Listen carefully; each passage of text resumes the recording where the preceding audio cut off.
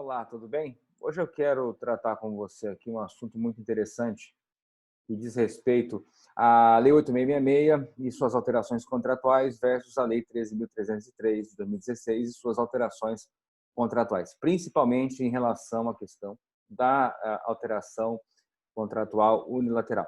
Esse assunto é muito importante porque nós temos dois diplomas distintos. Nós temos um que estabelece as regras gerais de licitações de contratos e outro diploma que estabelece as regras para o regime jurídico das sociedades de economia mista e das empresas estatais. Nessa perspectiva, eu quero só extrair um ponto específico desses dois diplomas para compará-los uns aos outros e aí, ao final, extraímos essa perspectiva didática. A pergunta é, tanto no contrato administrativo regido pela Lei 8.666, quanto no contrato regido pela 13.303, o contratado é obrigado a aceitar os acréscimos ou supressões que se fizerem dentro do limite da lei?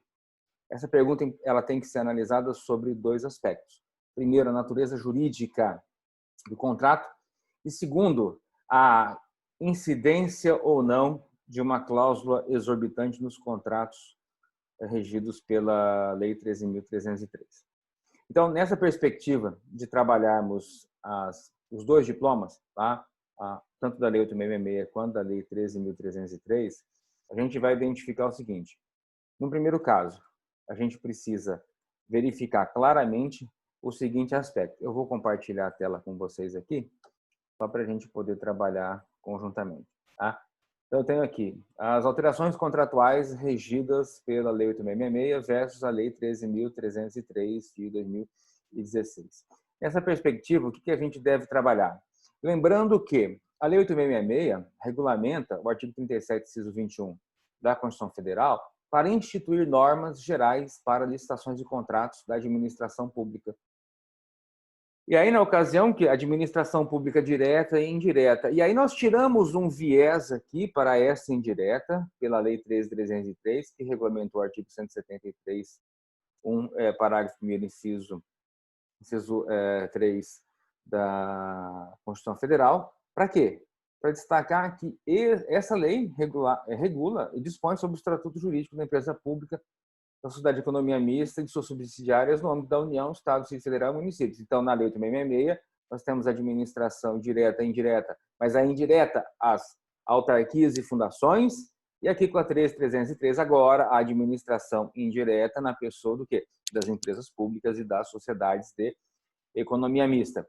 Lembrando que, nesse viés, a gente começa a trabalhar a distinção de um e de outro. Para quê? Porque o motivo do nosso debate é entender efetivamente o que está sendo estabelecido pela Lei 8.666 na questão dos contratos administrativos e pela Lei 13.303 em relação à formalização dos seus contratos. Então, nessa perspectiva legal, nós temos o quê? Lembrando que nessa perspectiva nós temos o artigo 54 da Lei 8.666, que estabelece os contratos administrativos de que trata esta lei.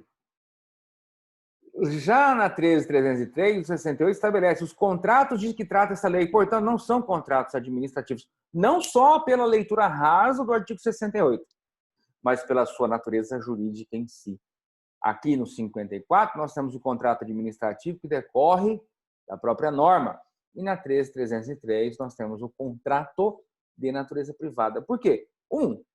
Vai ser regido, e aí o 54, a Lei 8.666, estabelece que será regido pelas suas cláusulas e pelos preceitos de direito público, aplicando-se-lhes supletivamente os princípios da teoria geral dos contratos e as disposições de direito privado. Já no 68, nós temos o quê? 68 da 13.303, a máxima ali prevista de que os contratos que trata essa lei regulam-se pelas suas cláusulas e pelo disposto nessa lei e pelos preceitos de direito privado.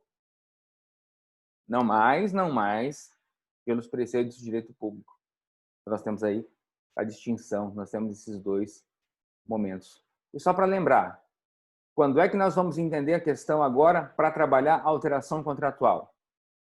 Se nós trabalhamos a ideia, e aqui sem querer esgotar o tema, a ideia da perspectiva de que pela Lei 8.666 nós temos as ditas cláusulas exorbitantes, que colocam a administração em um desnivelamento em relação ao particular, nós precisamos entender que pela Lei 8.666 a cláusula exorbitante existe e pela Lei 13.303 não mais, pela própria natureza do contrato que é regido por aquele diploma legal.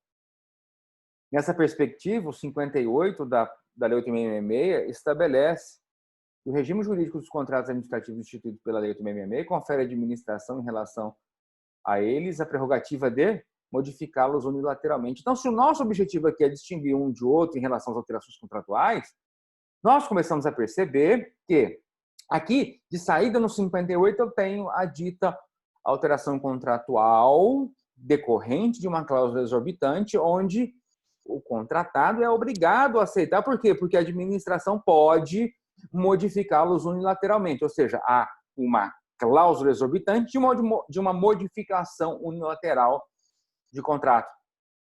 Então, quando nós trabalhamos essa ideia da modificação, vamos voltar aqui um pouquinho.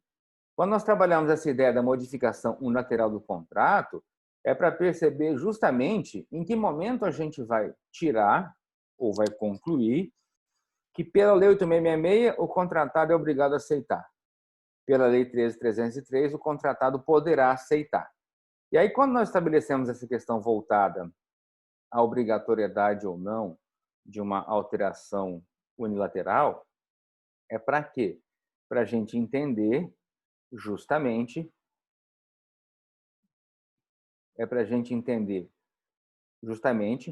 que o contratado, quando vai trabalhar a ideia de uma modificação unilateral ou de uma modificação consensual, quer seja ele, e o nosso objeto de estudo aqui vai tratar apenas tão somente da alteração contratual unilateral, a gente estabelece o quê? A regra da alteração unilateral, prevista no 58, e aí já lá para o 65 da Lei 8.666. Tá? Mas tentando trabalhar aqui um comparativo legal, o que a gente percebe? Tá? O próprio 65 da Lei 8.666 estabelece duas formas de alteração unilateral. Alteração unilateral qualitativa e alteração unilateral quantitativa. E aí, quando nós partimos para o preceito já da própria Lei 13.303, o que nós notamos?